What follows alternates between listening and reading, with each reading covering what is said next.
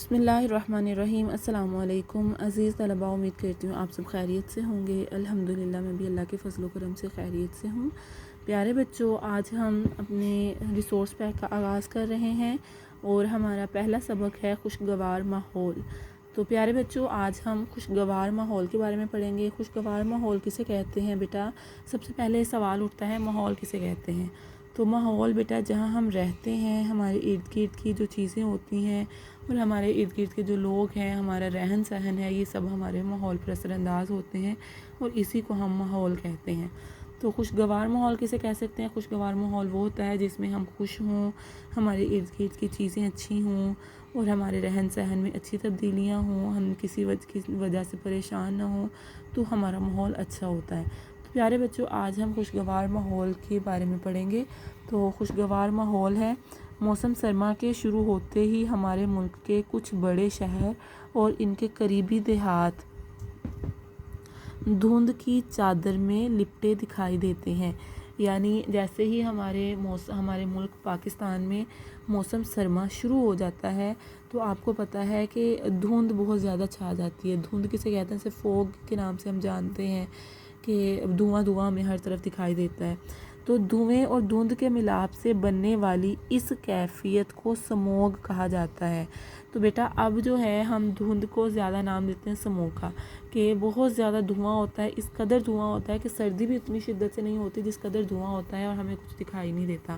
تو پھر ہم اس کو کیا نام دیتے ہیں؟ ہم اس کو یعنی دھویں اور دھند کے ملاپ سے جو بننے والی ہے اس کیفیت کو ہم کس کا نام دیتے ہیں؟ سموگ کا نام دیتے ہیں۔ یہ دھند اتنی گہری ہوتی ہے کہ چند قدم کے فاصلے کی بھی کوئی چیز دکھائی نہیں دیتی۔ آپ سب جانتے ہیں کہ دھند بہت زیادہ ہوتی ہے اور یعنی سموگ بہت زیادہ ہوتی ہے اور اس سموگ کے اثرات یہ ہیں کہ ہمیں کچھ بھی دکھائی نہیں دیتا۔ اس کی وجہ سے نہ صرف چلنا پھرنا اور گاڑی چلانا دشوار ہو جاتا ہے بلکہ اس کے مضر اثرات انسانی آنکھوں، گلے اور پھیپھڑوں پر بھی ہوتے ہیں۔ یہ کچھ سال ہوئے ہیں بیٹا، 2 سے 4 سال کی بات ہے کہ اب بہت زیادہ یہ سموگ ہے اور سموگ کے اثرات کیا ہوتے ہیں کہ ہماری آنکھوں میں جلن ہونا شروع ہو جاتی ہے، آنکھوں میں سرخی چھا جاتی ہے اور گلے اور پھیپھڑوں میں بھی خراش ہوتی ہے، یعنی کہ بہت زیادہ مسئلے اس کے پیدا ہو رہے ہیں۔ آنکھوں کی دکھن، سانس لینے میں دشواری اور نزلہ کھانسی کی اہم وجہ یہی دھند ہوتی ہے کہ جیسے ہی سموگ کا موسم شروع ہوتا ہے تو بیٹا آنکھوں میں جلن ہوتی ہے، دکھن ہوتی ہے، سانس لینے میں بہت زیادہ دشواری ہوتی ہے، نزلہ کھانسی بہت زیادہ بیماری پھیل جاتی ہے، حتیٰ کہ سموگ سرطان، کینسر جیسی جان لیوا بیماری کا سبب بھی بن جاتی ہے۔ اب یہ سرطان کی جان لیوا بیماری کا کیوں سبب بنتی ہے؟ آپ کو پتہ نہیں، یہ پھیپھڑوں پر اثر انداز ہوتی ہے، تو اس لیے یہ سرطان، کینسر جیسی جو جان لیوا بیماری ہے اس کا بھی سبب بن جاتی ہے، یعنی کہ وجہ بن جاتی ہے۔ تو سموگ دھند اور دھویں سے مل کر بنتی ہے۔ فیکٹریوں کی چمنیوں سے نکلتا مضر دھواں جب دھند میں شامل ہو جاتا ہے تو مل کر سموگ کی شکل اختیار کر لیتا ہے۔ یعنی دھند تھوڑی سی سردی ہوتی ہے، تھوڑی سی وہ دھند ہوتی ہے، ان کے جو دھواں اس کا ہوتا ہے، اور کچھ فیکٹریوں کی جو گندی ہوا ہے یعنی کہ گندا دھواں ہے وہ اس دھند کے ساتھ مل جاتا ہے، اس ہوا کے ساتھ مل جاتا ہے، تو پھر یہ سموگ کی صورت اختیار کر لیتا ہے۔ تو یہ سموگ جو ہے یہ میں نے ابھی آپ کو جیسے پڑھ کے اس عبارت سے بھی بتایا ہے کہ آنکھوں میں جلن کا باعث بنتی ہے، سانس لینے میں دشواری ہوتی ہے، نزلہ زکام کی کھانسی بہت زیادہ عام ہو جاتی ہے، ہمیں دیکھنے میں کچھ دکھائی نہیں دیتا۔ تو یہ سارا کس کی وجہ سے ہے؟ یہ فیکٹریوں کے دھویں کی وجہ سے ہے، یہ ٹریفک کے دھویں کی وجہ سے ہے۔ تو اس کے علاوہ کچرا جلانے سے اٹھنے والا دھواں بھی سموگ کی وجہ بن سکتا ہے۔ آپ کو پتہ ہے جگہ جگہ کچرے کے ڈھیر لگے ہیں اور اس ڈھیر کو ختم کرنے کے لیے کیا کیا جاتا ہے؟ وہاں پر آگ لگا دی جاتی ہے، تو اس آگ سے جو دھواں پھیلتا ہے وہ بھی یہ ایک خطرناک بیماری کا باعث بنتا ہے، یعنی اس سموگ کی صورت میں ہمارے سامنے پھر دوبارہ سے کھڑا ہو جاتا ہے یا مشکل درپیش آتی ہے ہمیں اس دھویں کی وجہ سے۔ اسی طرح اب ہم اگلا صفحے کی پڑھائی کر رہے ہیں۔ سموگ نہ صرف انسانی جانوں کے لیے، یعنی سموگ نہ صرف انسانی جانوں کے لیے مضر ہے، مضر کا مطلب کیا ہے؟ نقصان دہ ہے۔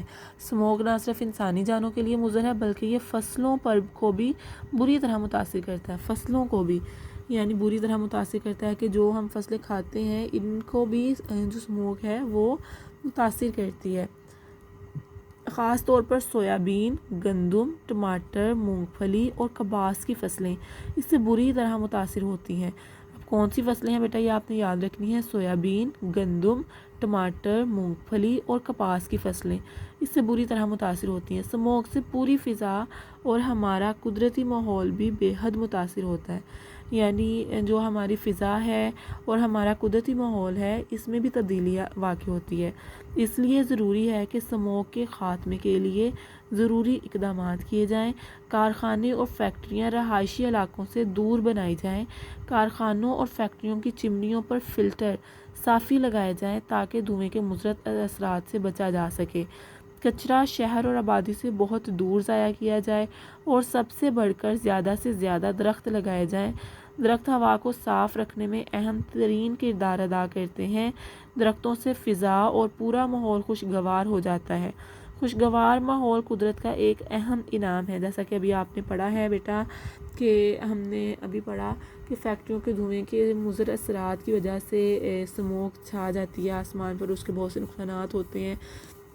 اس کے علاوہ جو کچرا ہوتا ہے اس کو جلانے سے جو دھواں پھیلتا ہے یہ بھی ہمارے لیے کس طرح بیماریوں کا باعث بن رہا ہے۔ تو اس کے لیے ان سے بچنے کے لیے ہم کیا کر سکتے ہیں، ہمیں زیادہ سے زیادہ درخت لگانے چاہیے اور یہ جو کارخانے وغیرہ ہیں ان کو شہری آبادیوں سے دور بنانا چاہیے، اور کچرا وغیرہ جو ہے اس کو بھی آبادی سے دور کر کے ضائع کرنا چاہیے، یعنی کہ آبادی میں ہی ضائع نہیں کرنا چاہیے کہ وہیں پر آگ نہیں لگا دینی چاہیے۔ اسی طرح درختوں سے فضا اور پورا ماحول خوشگوار ہو جاتا ہے۔ خوشگوار ماحول قدرت کا ایک اہم انعام ہے اور صحت اللہ تعالیٰ کی بہترین نعمت ہے۔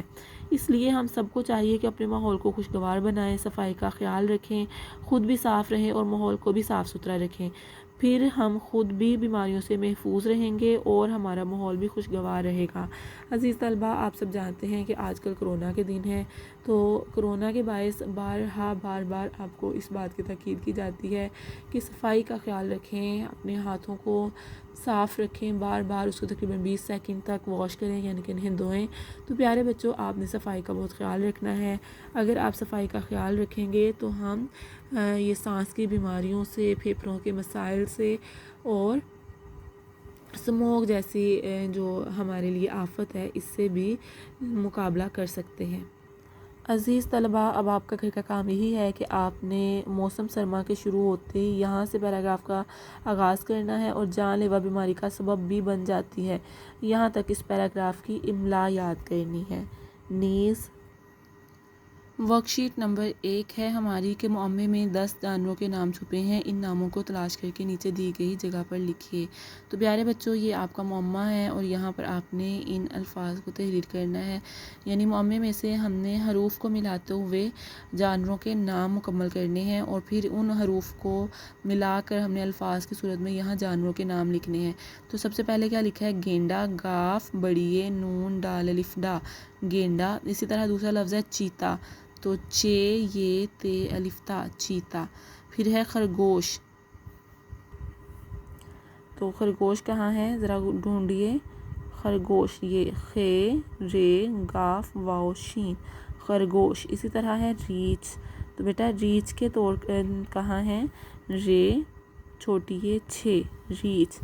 اب ہے شیر، شین بڑیے رے شیر۔ اسی طرح ہے گیدڑ، گاف یہ دال رے گیدڑ۔ پھر ہے لومڑی، لام واو میم اڑے چھوٹی یہ لومڑی۔ ہاتھی، ہے الف تھے چھوٹی یہ ہاتھی ہرن، ہے رے نون ہرن، زے رے الف فے ہے فا زرافہ۔ تو عزیز طلبہ، آپ نے اسی طرح اس معمے میں سے ان حروف کو ملاتے ہوئے آپ نے جانوروں کے نام تلاش کر کے یہاں پر الفاظ کی صورت میں جانوروں کے نام تحریر کرنے ہیں۔ تو پیارے بچوں، اب آپ کا گھر کا کام یہی ہے کہ آپ خوشگوار ماحول کے پہلے پیراگراف کی املا یاد کر کے اپنی نوٹ بک پر خوش خط تحریر کریں۔ نیز آپ ورک شیٹ نمبر 1 یعنی کہ معمے میں سے 10 جانوروں کے نام تلاش کر کے انہیں الفاظ کی صورت میں نیچے اپنی سرگرمی مکمل کریں یعنی کہ تحریر کیجیے۔ امید کرتی ہوں آپ یہ کام اچھے طریقے سے کریں گے اور اپنا بہت سارا خیال رکھیے۔ اگلی ورک شیٹ کے ساتھ دوبارہ ملیں گے۔ اللہ حافظ۔